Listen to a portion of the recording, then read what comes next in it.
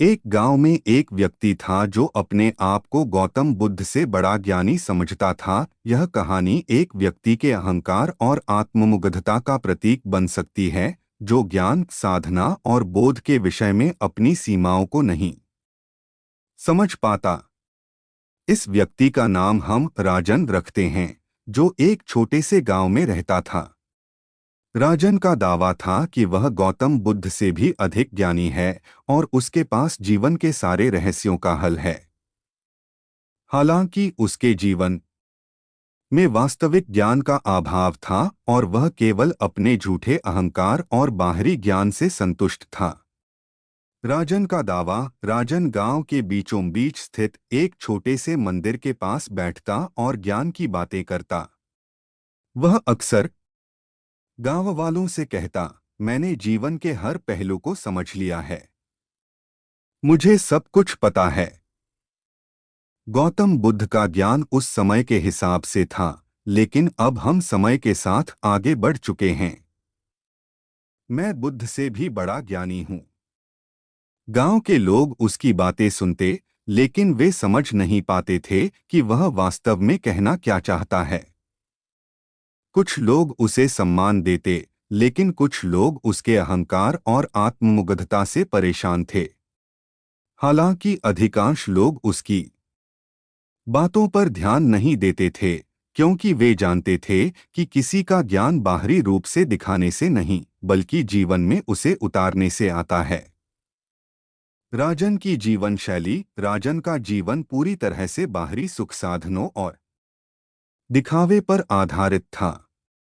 वह हमेशा नए नए कपड़े पहनता, अच्छे खाने पीने का शौक था और लोगों को अपनी शान शौकत दिखाता। वह अपनी बातें इस तरह से करता कि ऐसा लगे कि वह सभी जीवन के गहरे रहस्यों को समझ चुका है। वह दिन-रात पुस्तकें पढ़ता और दर्शन शास्त्र, मनोविज्ञान और राजनीति के बारे में बहुत बातें करता। लेकिन उसका जीवन खुद से बहुत दूर था। वह हमेशा दूसरों को अपने ज्ञान के बारे में बताने के लिए तत्पर रहता। यदि तुम मेरे जैसा सोच सको तो तुम भी जीवन में सफल हो सकते हो, यह उसका प्रिय वाक्य था। वह अक्सर गांव के लोगों को उपदेश देता, लेकिन कभी खुद उन उपदेशों पर अमल नहीं करता था। उसकी बातें सुनकर लोग थोड़ी देर के लिए प्रभावित होते, लेकिन जल्द ही समझ जाते कि उसके शब्दों में कोई गहरी बात नहीं थी। गांव का एक बुद्धिमान व्यक्ति। गांव में एक वृद्ध व्यक्ति भी रहता था, जिसका नाम शिवनाथ था। शिवनाथ का जीवन बहुत साधारण था। वह बहुत ही शांत और विनम्र व्यक्ति था और किसी से ज्यादा बात नहीं करता था। हालांकि लोग उसे गांव का सबसे समझदार व्यक्ति मानते थे, क्योंकि उसके पास जीवन का गहरा अनुभव था। वह अपनी उम्र के साथ साथ बहुत कुछ सीख चुका था और उसकी आंखों में वह शांति और ज्ञान था जो केवल अनुभव से ही आता है। जब भी किसी गांव वाले को कोई समस्या होती तो वे शिवनाथ से सलाह लेते। शिवनाथ हमेशा अपनी बातों को सीधे और सरल तरीके से कहता, बिना किसी दंभ या दिखावे के। वह कहता, ज्ञान का कोई अंत नहीं होता। जितना अधिक हम जानने की कोशिश करते हैं, उतना ही ज्यादा हम समझते हैं कि हम कुछ भी नहीं जानते। राजन और शिवनाथ का संवाद। एक दिन राजन ने गांव के बीचों बीच शिवनाथ को देखा और उसे ताना मारते हुए बोला, शिवनाथ, तुम सिर्फ एक साधारण आदमी हो, तुम्हें जीवन के बारे में क्या समझ होगा। मैंने तो बौद्ध दर्शन, वेद और शास्त्रों को पढ़ा है और मुझे लगता है कि मैं गौतम बुद्ध से भी बड़ा ज्ञानी हूँ। तुम्हारे जैसे लोग बस शांत रहते हैं, लेकिन ज्ञान की सच्चाई तो हम जैसे लोगों में है। शिवनाथ ने मुस्कुराते हुए उसे देखा और कहा, राजन, तुमने बहुत सारी किताबें पढ़ी हैं और बहुत कुछ जाना है, लेकिन क्या तुमने कभी उन किताबों को अपने जीवन में उतारा है।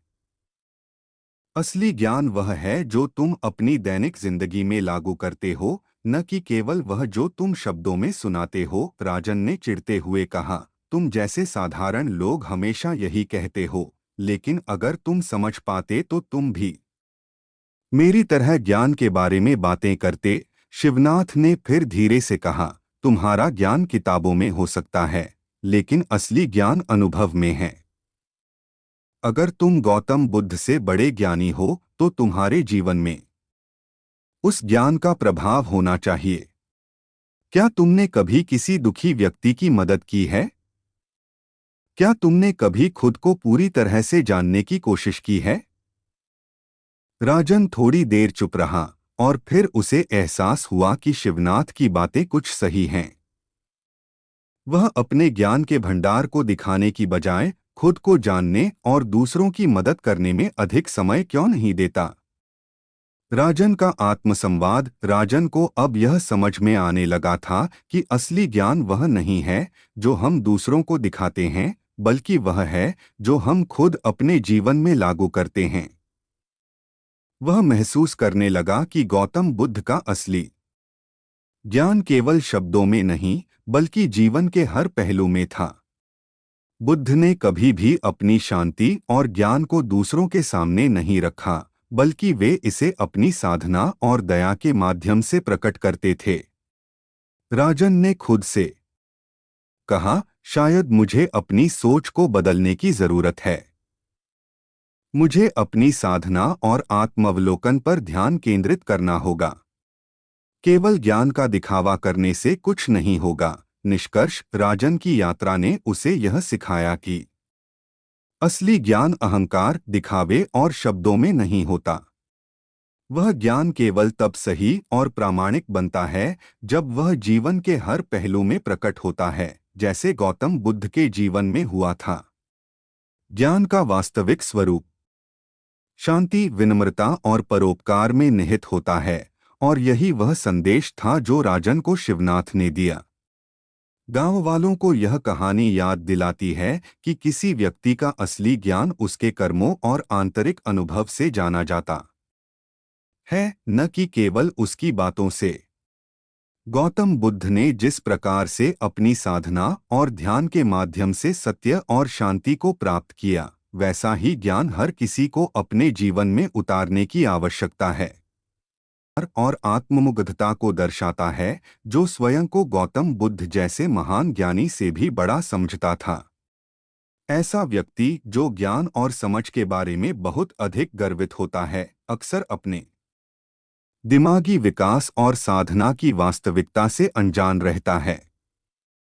गौतम बुद्ध के ज्ञान की तुलना में किसी व्यक्ति का यह अहंकार निरर्थक और अवास्तविक हो सकता है। यह कहानी एक बड़े जीवन दर्शन पर आधारित हो सकती है, जिसमें व्यक्ति को यह सीखने की आवश्यकता है कि वास्तविक ज्ञान विनम्रता में निहित होता है, न कि अहंकार में।